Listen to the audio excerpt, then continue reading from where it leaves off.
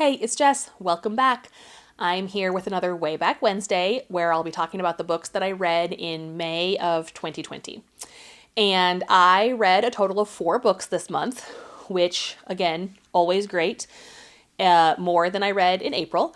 And looking back at it, 2 of the books were a reread and 2 of them were new to me. So, the first book that I read in May was The Shining by Stephen King. I am a huge horror fan. I've read a lot of Stephen King books.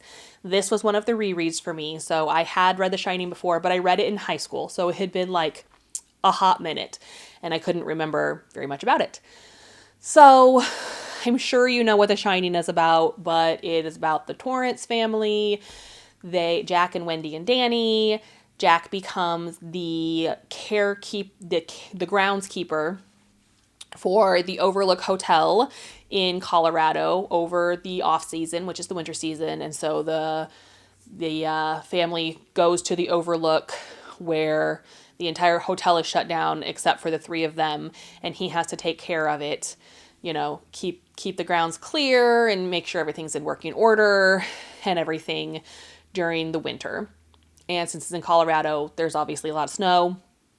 Jack is a failed author and a recovering alcoholic, and spending that much time alone does not do good things for his sanity.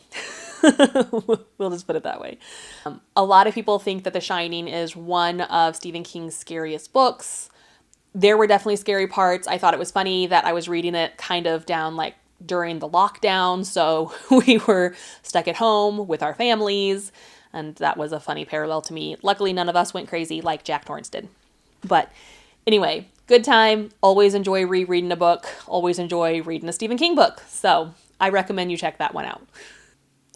The next book I read was The Haunting of Hill House by Shirley Jackson, and this is a horror classic. I had found it at my library and picked it up. And this is the story of people that get invitations to come stay at this house, and the doctor is trying to figure out if the house is haunted or not. It is very different than the TV show, The Haunting of Hill House, by Mike Flanagan. There's been so many adaptations of this movie, or of this book. There's the movie The Haunting, there's the House on Haunted Hill, there's the old House on Haunted Hill, and the new House on Haunted Hill.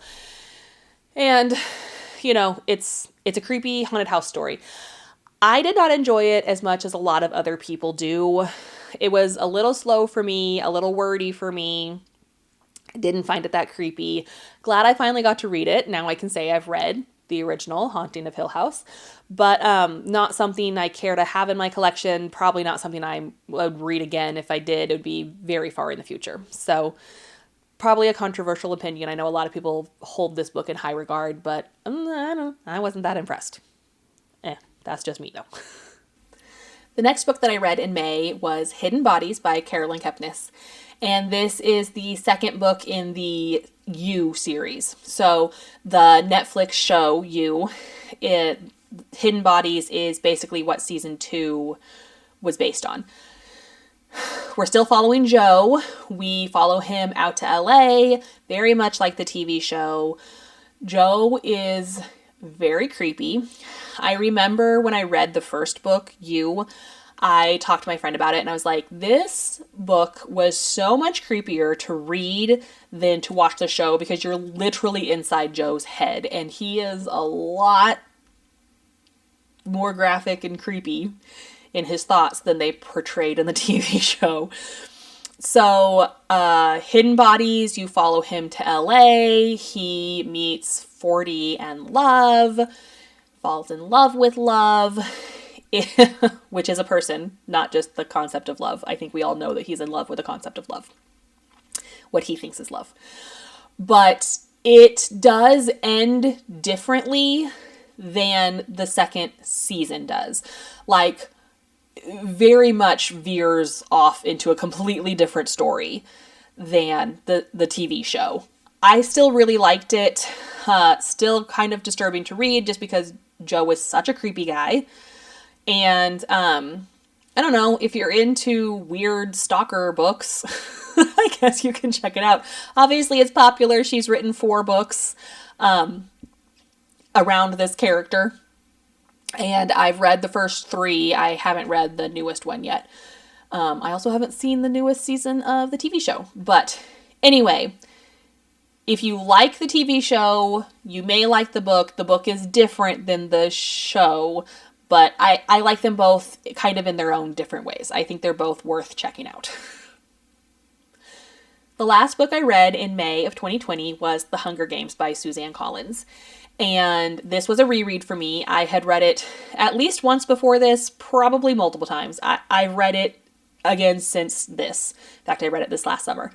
I just love the Hunger Games books. The first one, if you don't know anything about the Hunger Games, it is set in a world where there are 12 districts, and every year the districts, the capital, puts on the Hunger Games, where they choose 2 tributes from each district, a boy and a girl, and put them into an arena together, and they all fight until only one is left.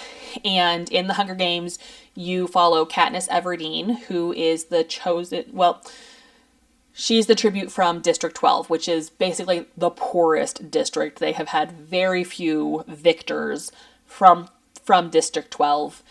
And she is awkward and has no friends and has a poor backstory. And so she gets thrown into this competition where a lot of it is about getting people to like you. And she doesn't want to play the Capitol's game. And all the people around her are like, well, you have to learn to play the game. If you want to survive, you got to play the game. And Katniss just isn't one to do that. So you kind of see her grapple with that, see her get help from people around her, and see her kind of grow as a person and develop, feelings like a normal, emotions like a typical human being. But anyway, I really like this book. I like the movie. It's a pretty good adaptation. Most of the time I'm going to say the book is better, when I think that this is a case of the book being better. But I really recommend you check out The Hunger Games, even though it's a YA series. It might even be like a middle grade. I honestly don't know. I know it's written for like when I taught in a school, we had 4th graders that wanted to read this book. I don't think I'd let my 4th grader read this book, but some people, a lot of 4th graders has. Anyway, that's neither here nor there. I recommend you check it out, even if you think it's like a kid, young adult book. It's still really good. It's got really good commentary on society, I think, written in a fun, easy to read way. So, those are all the books I read in May of 2020. Can't believe that was almost 4 years ago, and I felt like it was a pretty good month. But have you read any of these books? Let me know. What did you think? I'll talk to you later. Bye!